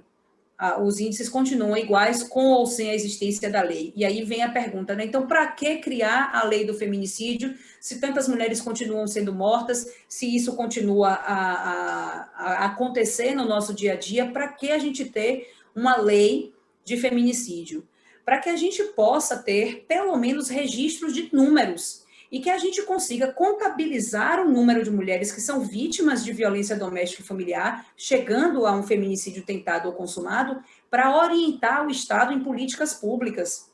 Então, por mais que a lei penal sozinha, ela não seja capaz de diminuir os casos, e eu realmente confesso, eu sou uma penalista um pouco frustrada nesse sentido, porque eu acho que essa função da prevenção geral, as leis penais, elas não têm mais, elas não têm essa função de dissuadir o cidadão da prática criminosa por conta de uma série de fatores, inclusive a morosidade da justiça, casos de impunidade, casos de prescrição e N outros fatores. As pessoas não se sentem realmente dissuadidas da prática criminosa, mas a gente tem pelo menos como filtrar esses índices, ter certeza de que esses homicídios foram praticados em caso de violência doméstica e familiar contra a mulher, em caso de menosprezo à condição feminina, e orientar o Estado, orientar para que a gente possa tomar providências para que esses números possam cair. Aí a gente tem, por exemplo, a OAB, que se mobilizou na luta contra o feminicídio, trazendo uma série de atitudes, né, cotidianas, inclusive seminários, debates, levando isso para as autoridades públicas por conta desses números alarmantes. Então, eu acho que a lei do feminicídio ela tem pelo menos esse papel, um papel de alerta, um papel de demonstrar um norte, uma direção que a gente deve atuar em termos de política pública de prevenção. Muito bom, Thaís. Excelente esclarecimento. O nosso bate-papo está muito bom, né? O tempo está passando que a gente não está nem sentindo. E aí a gente já está quase no final. Eu faço agora uma pergunta para a Leonela. Leonela, aqui é uma pergunta bem interessante. Eu fico muito aqui já na expectativa da resposta, mas ter uma disciplina específica para debater gênero na educação jurídica seria melhor ou restringiria ainda mais o debate dessas questões na graduação e na pós-graduação? Eu acho, Fátima, que quando a gente ainda não introduziu o debate, uma disciplina específica para isso, ela é interessante por essa possibilidade de fazer uma abordagem panorâmica. Mas eu acho que manter esse debate em um momento em que se fala só dele faz com que se restrinja ainda mais a discussão.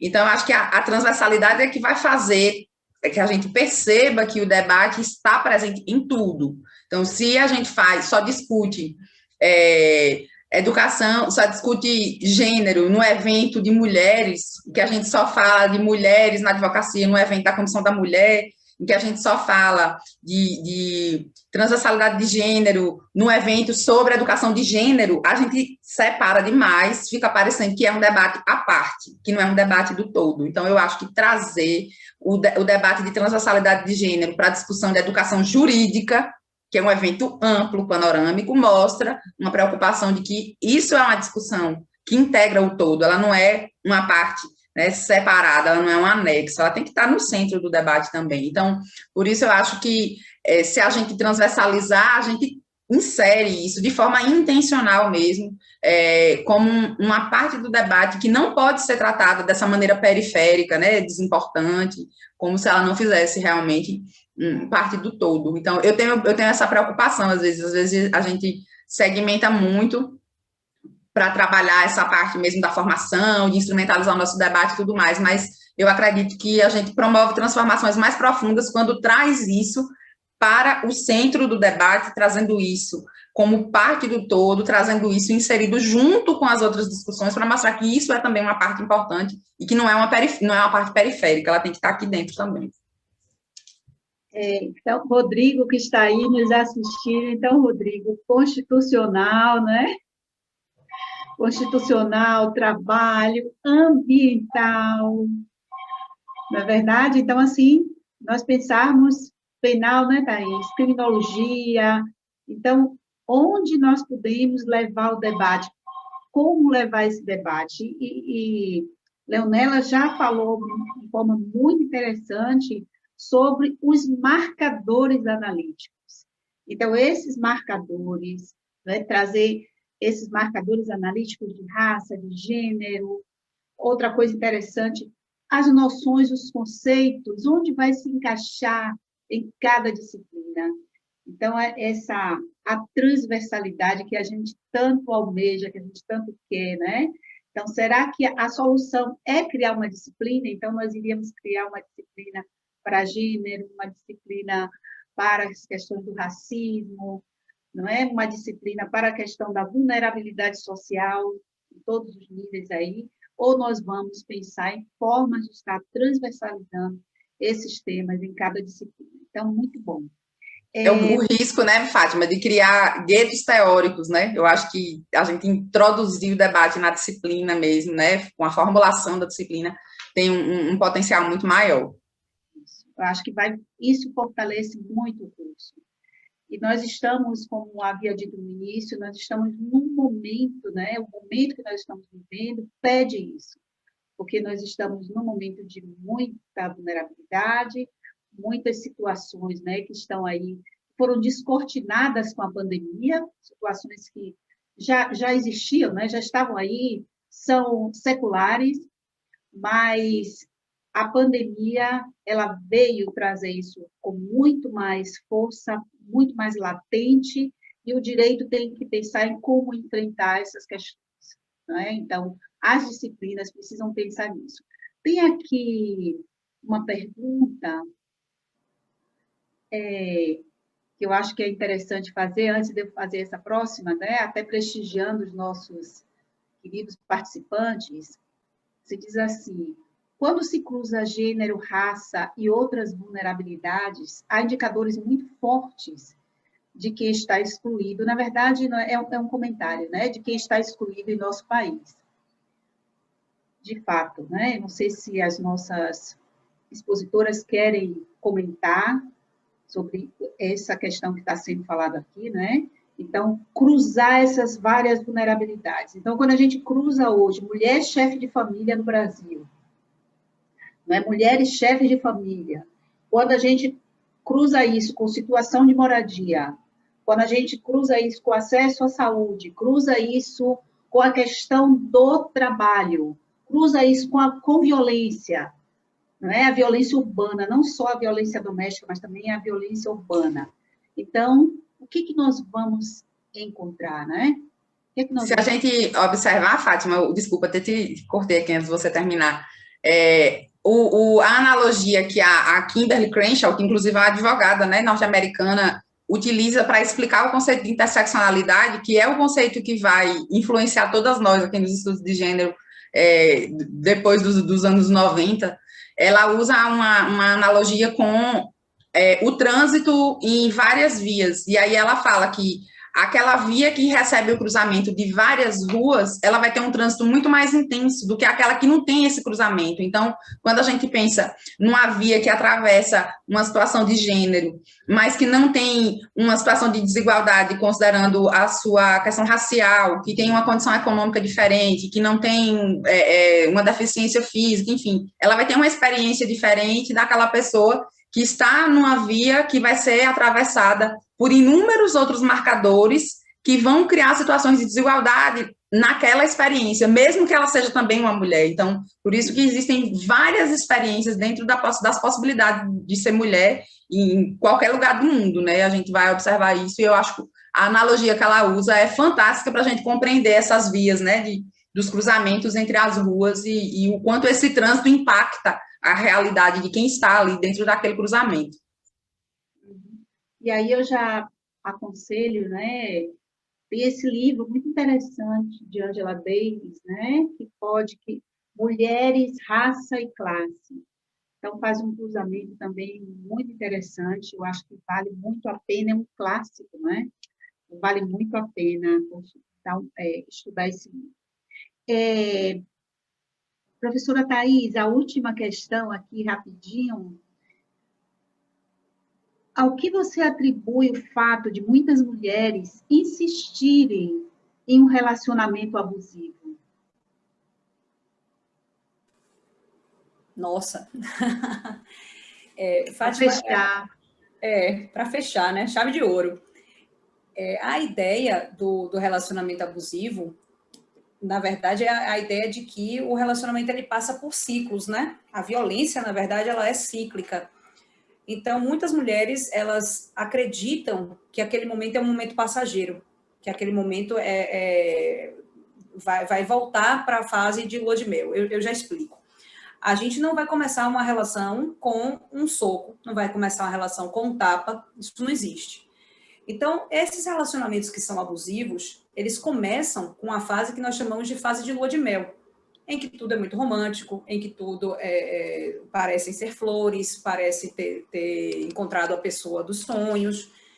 Só que essa pessoa, num determinado momento da relação, começa a praticar pequenos atos que já demonstram a relação abusiva, sobretudo atos de controle. Evitando que essa pessoa tenha amigos e saia com esses amigos, evitando que essa pessoa tenha contato com a família e saia com a família, tá tentando trazer essa pessoa mais próximo para si. E aí, na sequência, a gente tem atos de tensão nessa fase, né? Já indo para uma segunda fase do ciclo, a gente vai ter fases de tensão nesse relacionamento abusivo.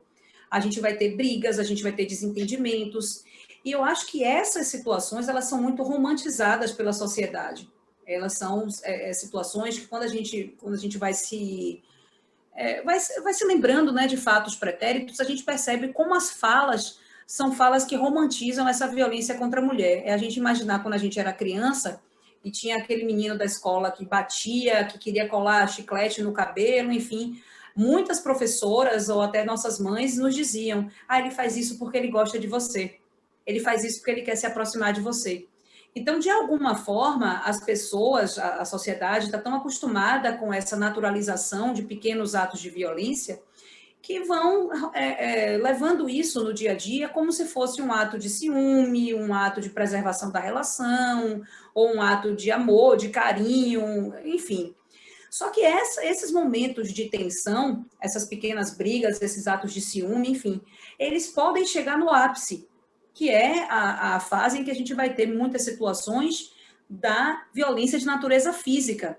Só que essa fase da violência mais agravada, ela retoma novamente para o ciclo do lua de mel, da fase de tensão, da fase de explosão, e esse movimento fica acontecendo de forma realmente cíclica, né? De forma circular. A gente fica alternando esses movimentos. Então, muitas mulheres, elas acreditam, ou foram ensinadas até a acreditar, de que são capazes de modificar aquela pessoa, ou de que são, que devem aguentar aquela relação e que não podem se separar, não podem estar sozinhas, não vão ser bem vistas na sociedade, tem os filhos e tem, enfim, tem N motivos que a situação ela vai se protelando, né, vai se prolongando de maneira desnecessária. Agora, é claro que é muito fácil a gente da área jurídica, falar sobre isso, né, e dizer, olha, esse relacionamento é abusivo, precisa terminar, fechar essa relação. Eu me lembro que logo no início da pandemia, eu fiz uma live com o Adriano, ele é marido do professor Felipe Garbelotto, da Comissão de Diversidade Sexual, e Adriano é psicólogo. E Adriano falou uma coisa na live que, assim, acho que me marcou bastante, porque entre aquilo que a gente racionaliza, que a gente percebe racionalmente como um relacionamento abusivo, ou qualquer relação que a gente queira realmente sair, e esse caminho entre a mente e o coração, ele é um caminho longo, né? Entre aquilo que a gente consegue racionalizar, até a gente conseguir agir efetivamente, né? A gente conseguir sair efetivamente da relação, isso leva um tempo. Então, assim, para um advogado, uma advogada, é fácil do lado de fora falar sobre essa relação abusiva. Viver a relação, sair da relação, entender os malefícios dessa relação já é um pouco mais complicado. Obrigada, Thaís. Olha, o tempo passou tão rápido, tão rápido. E aí, eu agora vou pedir à professora Leonela para ela falar rapidamente, uns 8 minutinhos, sobre o seu livro, Rupturas, pelo menos em linhas gerais, né, para a gente ficar bem curioso e ter mais vontade de ler, Rupturas e Recomeços, né, da editora OAB. Esse livro, inclusive, tem a apresentação do presidente, né, de Felipe Santa Cruz, que é presidente da OAB, e eu vou aqui ler muito rapidinho só o que ele diz, né?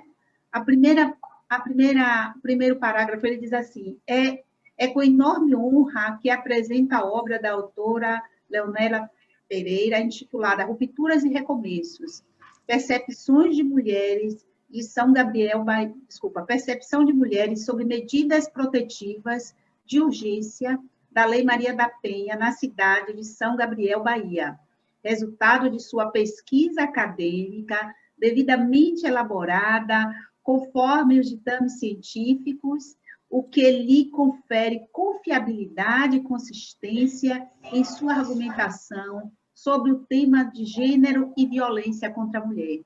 Leonela, com a palavra, rapidinho, sobre o seu livro. Fátima, é uma alegria muito grande, de novo, no evento da OAB, falar desse livro, e ver vocês aí com ele na mão. Cínzia estava aí com o dela, Rupturas e Recomeços. Thaís disse que não está achando dela, não, mas ela tem, que a gente já fez o evento da ESA também, está aí, perdido na estante.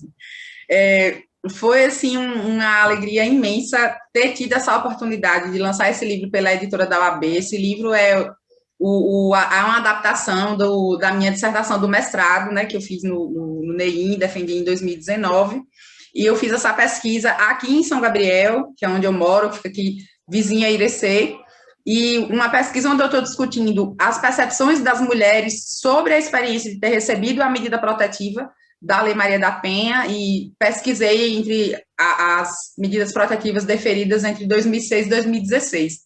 E foi curioso observar o quanto é difícil encontrar quem queira falar sobre esse assunto, né, revisitar essas dores, expor a sua experiência com aquela situação, porque muitas delas, eu fiquei assim desesperada quando eu fui filtrando, e aí algumas eu não conseguia localizar pelo telefone, outras não queriam falar, e a gente entende demais que é muito difícil. E aí eu cheguei para minha professora, Márcia, me socorra, o número de entrevistadas está ficando pequeno, e eu estou preocupada com isso para o campo metodológico da pesquisa. Ela me disse, isso também é um resultado da sua pesquisa. Escreva sobre as negativas das entrevistas. Escreva porque você não conseguiu mais mulheres para falar, porque isso também é um reflexo do quanto esse assunto é delicado e o quanto viver uma situação dessa natureza deixa marcas na vida da pessoa, mesmo depois, né, da superação. E aí eu consegui finalizar a pesquisa com relatos de mulheres que trouxeram muito mais uma visão de esperança, porque são mulheres que viveram a ruptura, mas acreditaram, né, nessa possibilidade de uma nova vida, e conseguiram construir os seus próprios recomeços. E isso a despeito da desativação da comarca, a despeito da ausência de uma delegacia especializada na cidade, de uma orientação adequada, de um monte de outras dificuldades que elas atravessaram. E essa travessia delas me ensinou muito sobre isso, sobre nós acreditarmos também nos nossos próprios recomeços, independente de qualquer situação da vida, porque, de fato, é algo muito difícil. Então, eu acho que essa imagem que ilustra a capa, né, que é um tronco cortado brotando, é o tronco cortado com a violência, mas é o broto da esperança que está vindo, né? E eu acho que isso diz muito sobre quem atravessa essa situação, e nós, na condição de advogadas, quando acompanhamos mulheres nessa situação, também precisamos, junto com elas, ter fé de que elas vão sair daquela situação, porque a gente se envolve muito emocionalmente, o fato de sermos mulheres faz com que a gente tenha uma ligação, e que elas se sintam também acolhidas de saber que estão falando com uma outra mulher, né? Isso tem um impacto muito, muito importante na relação de advogada e cliente. Em algum momento, nós deixamos de ser advogada e clientes e somos mulheres conversando sobre uma situação, né, difícil e que vamos atravessar junto com elas, né, oferecendo o nosso saber enquanto profissionais. Então, esse livro não seria possível sem muitas mãos que ajudaram para que ele fosse publicado. Então, minha gratidão eterna ao nosso queridíssimo vice-presidente nacional, Luiz Viana, que foi quem me conduziu, né, até a editora da OAB, me fez essa ponte com Francisca, com toda a equipe da editora, que é fantástica, assim, um trabalho muito, muito profissional, muito rápido, inclusive, e foi maravilhoso ter tido essa oportunidade de ser recebida pela OAB Nacional nessa condição, saindo aqui do interior, de tão longe, e chegar assim com um livro publicado pela editora da OAB. Então, o livro tem um prefácio da professora Márcia Tavares, que foi a minha orientadora na UFBA, tem um pós-fácil da nossa querida Daniela Borges, que é presidente nacional da Comissão da Mulher Advogada, o texto de orelha de Ana Patrícia, nossa vice-presidente da Bahia. Então, assim, estou ladeada por inúmeras pessoas queridíssimas que eu admiro muito e que eu vou agradecer sempre por essa oportunidade. A gente fez o lançamento virtual no Conselho Federal e fizemos um outro lançamento pela ESA, junto com Thaís e toda a equipe. Foi maravilhoso, foi um evento muito bonito, eu fiquei assim, muito emocionada, e é muito bom poder compartilhar, né, num momento de tantas dificuldades, de tantos motivos, né, que a gente se entristece com essa situação da pandemia, poder compartilhar uma boa notícia, uma produção, mandar pelo correio, tudo isso é algo que traz uma alegria muito grande para a gente. Então, estou muito feliz com a repercussão do livro, né, de ver o livro circulando aí nas mãos dos colegas da advocacia, professores, estudantes, enfim. Espero que a gente possa fazer com que ele realmente possa ajudar de alguma maneira a gente refletir sobre esse assunto, e eu agradeço muito também a oportunidade de falar dele aqui hoje, que é uma alegria muito grande como professora e também como integrante da Comissão de Ensino Jurídico, que tomei posse semana passada, né? Eu agradecer a Cíntia aí pelo convite, espero poder colaborar com esse trabalho, agradecer aí a Rodrigo, Fátima, pela acolhida, e a Thaís, que é sempre muito bom encontrá-la nos eventos, e mesmo de longe, mas a gente vai ter outras oportunidades em breve de se encontrar pessoalmente também. Então, Thaís, suas considerações, Leonela já fez as delas, suas considerações sobre o evento de hoje. Gente, queria agradecer demais, dizer que o debate foi extremamente rico. Cada vez que eu ouço a professora Leonélia falar, eu já copiei umas 2 coisas aqui, viu? Inclusive indicação de bibliografia de Adilson Moreira, que eu não conhecia. Então, muito obrigada, gente, por engrandecer esse debate. Fátima, pelas perguntas, Cínzia, pela participação, doutor Rodrigo também pela paciência aqui de nos escutar, sendo homem, importantíssima a sua participação aqui. Queria desejar a todos uma excelente mesa das 19 horas, que eu sei que já vai começar, e agradecer, mais uma vez, deixar a escola disponível para todos os eventos, viu, Cínzia? Carta branca para você, para tudo que você quiser aí bolar na sua comissão. Thaís, e também dizer que é uma alegria te rever, né? Nós somos colegas por um bom tempo na instituição, é uma alegria te rever e desejar que você continue aí essa fortaleza tocando o trabalho da ESA com tanta maestria, tá? Rodrigo, querido, você, meu querido colega, também colega, né? Suas considerações finais, uma alegria estar aqui com você também, meu querido. A alegria é toda minha, né? Quero agradecer a professora Fátima aí pela condução, né, indefectível das falas, das perguntas, das questões, da interação com o pessoal que está acompanhando o evento pelo canal da ESA no YouTube, né? Reiterar aqui o agradecimento à ESA, à diretoria da OAB, por todo o apoio, né? Por todo o suporte na realização do evento. Aos membros, né, da Comissão de Educação Jurídica e há semanas organizando todos os detalhes do evento, né, pensando em tudo aí com muito carinho, com muita dedicação, nos espelhando aí, né, no exemplo que a gente tem da nossa presidente, professora Cínzia, que, como a professora Thaís disse aí, é onipresente e incansável, né? E assim dizer que eu estou muito, muito feliz de ter participado. Evidentemente eu não tenho aqui nessa mesa, né, um local de fala, mas tem um local de escuta, né, e de escuta ativa.